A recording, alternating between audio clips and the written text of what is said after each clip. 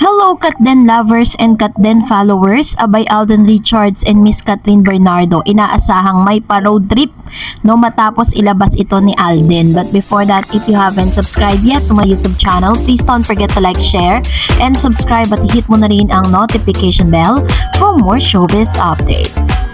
Bago tayo of course magpatuloy sa ating updates for today's video, of course nais ko po munang ipaabot ang aking pasasalamat sa palagian ninyong panonood at palagian ninyong pagsubaybay sa mga updates natin. Panoorin natin ang video clip na ito. Kahit ano, napakarami niyang endorsement, no? Talagang parang padagdag ng padagdag ng padagdag. Grabe, Hindi di ba? siya nauubo. At alam naman natin ng mga talent fin nun, di ba? Payaman ng payaman si Alden. Itong bago niyang endorsement na to, nakita ko, feeling ko, ang laki na naman ba? Ang laki na naman ng talent fin niya dito. Isa sa international o sa may kinalaman sa motor. So, naisip lang na imagine ng mga tao na parang, sana naman makita nila. Pero pwede ba yun? Na. Kung hindi naman endorser si Catherine, na Parang hindi. No? Yung problema sa mga artista kasi, Hindi. ang daming kailangan i-consider. Oo, parang hindi kasi mali niya naman one of these days baka hintayin na lang natin na itong si Catherine kunin din ng parehong produkto. Yes, dapat gano'n. Para katulad ni Paula at ni Kim na meron silang, 'di ba, isa yung brand vehicle na ini-endorse nila. Yeah. At sana i-push din ng mga Catden fans. Oh, i-push ng mga Nakakarating Catden naman dun sa product na yon. So, para at least naisip nga na, ay kunin din natin. Kaya kasi napakamahal yata kasi. Pero hindi, kaya din. Diyos ko, laki naman kaya, product na to. Oo, tsaka international worldwide yes, yan. Correct.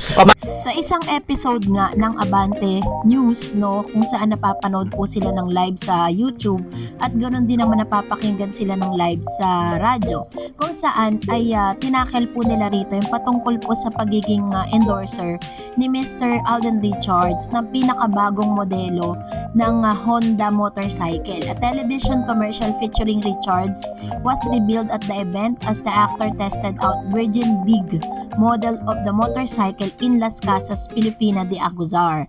Aray and her fellow Honda executive touted the high fashion scooter originally released in 1992 having equipment differing from mass market units. So dahil po dito, marami pong talagang nag-aspire na magkaroon po ng tinatawag na road trip, no? Panoorin pa natin ito. Correct. Malay Siyempre natin. lang, saan mo sila gustong makitang nag-road trip? Parang Vilma Santos nung araw and nag-start kay Edo, di ba? Ganon din yung mga drama-drama na inaangka sa motor. Kaya, dito lang siguro muna sa Metro Manila. Okay. Metro Manila, mag-iikot. Hindi kasi yung brand na yon ng Dahil po sa napakagandang offer na ito with Mr. Alden Richards, ay isa sa mga parang isinisigaw ng ilang mga Katden fans at ng mga Katden followers at supporters na sana raw ay kunin din si Miss Catherine Bernardo bilang isa sa mga endorser ng international brand na ito. Pero according to Mr. Ray Pomalo, yan, parang sinasabi niya na imposible daw kunin dahil sa taas ng talent fee ni Miss Catherine.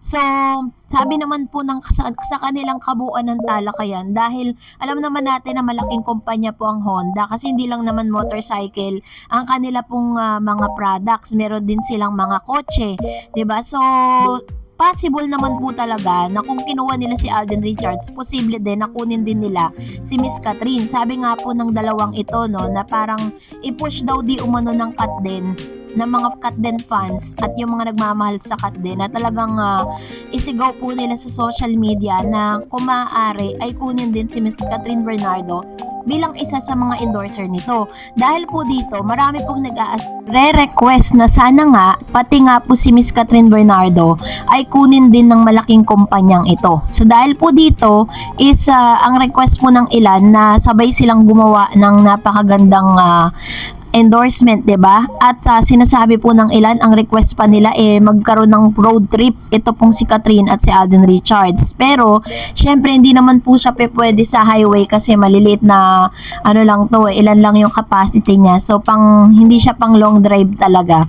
Kasi parang siya parang kumbaga is luxury na mga motorcycle So ito pa, ang ilan sa pinaka talagang nagustuhan po natin dito sa kabuuan nito is kahit napakarami na pong hindi kagandang balita patungkol kay Catherine at Alden, marami na po ang mga nagsasabi na parang baliwala na yung dalawa, hindi na nagpapansinan, but still, diba, ito pong dalawang ito, si Ray Pomaloy tsaka si Dondon Sermino, they're still, kaisa natin sila bilang mga Katden fans sa talagang pinaglalaban pa rin nila ang Katden.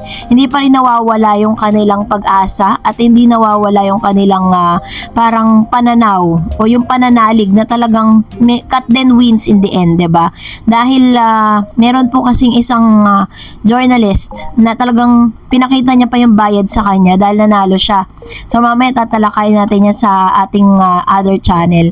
So kaya kung mapadaan sa inyo, ito pong si Don Don at saka si Mr. Ray Pumaloy, supportahan nyo po yan kasi say rin yan sa mga avid followers at lovers po at tagapagtanggol ng cut din. So, asahan po natin yan, pag-pray natin na talagang maging endorser silang dalawa nito, katulad ng Kim Pao. And for that, narito naman ang ilan sa mga komento ninyo. Unahin natin si Miss Mercy, sabi niya, manood talaga ako ng PBB collaboration, ABS-CBN at GMA. Exciting yan, Sparkle at Star Magic ang pagsasamahan sila. And sabi ni Zoe, pwede sila ipasok kasi collab naman yan sila. Pwede ang cut din. So, possible naman talaga yan. Basta, nasa permiso po yan ng kanilang management. Kasi collaboration nila yan eh. So, walang imposible doon. Sabi ni Serenato Sayan, hello Miss Tarets, kakatapos lang namin magbardagulan sa FB kay Ivenara Lopez. Grabehan yung statement niya, bakla daw si Alden. Meron nga dati classmate ni Alden sa high school. Babae hindi nakatiis, harapan hinamon ito. Ibenara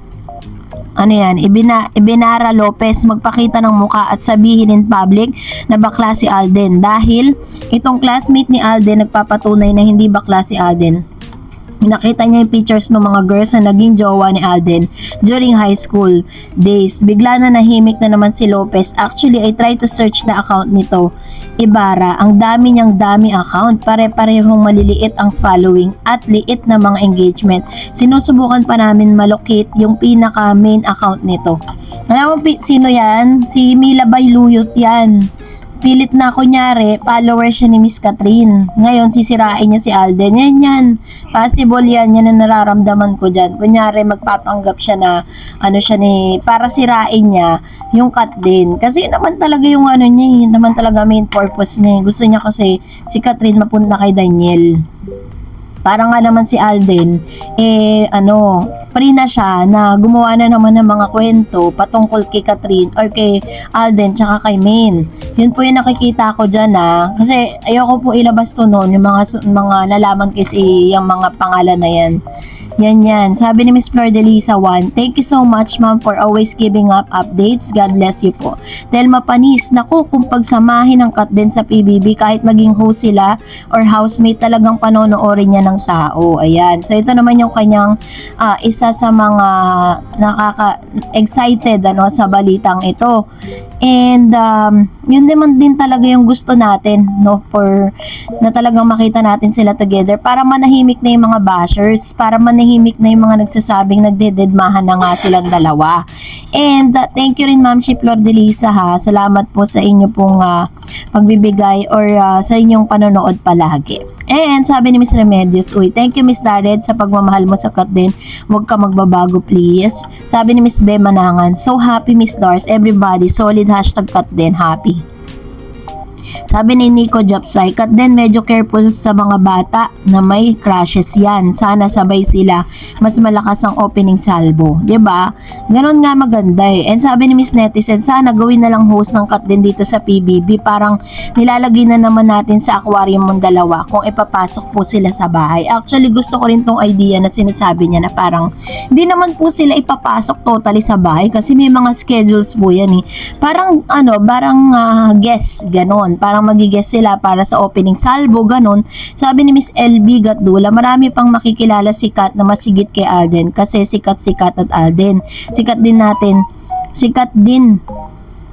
alam ni Kat ba talagang maraming babae na meron din gaya ng hinahanap niya kay Kat. Yan. So ito naman yung kanyang sinabi with regards to this na parang hindi niya gusto na si Alden at si Kat ang magkatuluyan kasi mas marami pa silang makikilala. So anyways, whatever it is. And sabi ni Miss Raquel, shoota, kung true yan, napapasok ang cut din sa PBB collab. Excited na kami. #team panatag cut din. And sabi ni Ma'am Chi Corazon, exciting yan, abangan namin yan, celebrity edition ng PBB. Hey, ayan. So ito katulad na sinabi ko po sa inyo, yun po ay wala pang confirmation, pero yun po yung bulong-bulungan. Sabi ni Miss Virgie, hi Ma'am Dars again, thanks again for cut din updates. God bless us all Ma'am Dars.